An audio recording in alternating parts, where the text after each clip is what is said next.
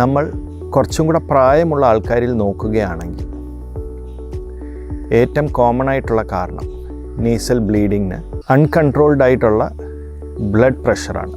അതായത് hyper tension അഥവാ നമ്മുടെ ബ്ലഡ് പ്രഷർ ലെവൽസ് ഒരു ലിമിറ്റിനപ്പുറം ഉയർന്നാൽ പലപ്പോഴും അത് നീസൽ ബ്ലീഡിംഗ് ആയിട്ട് നമുക്ക് കാണാം.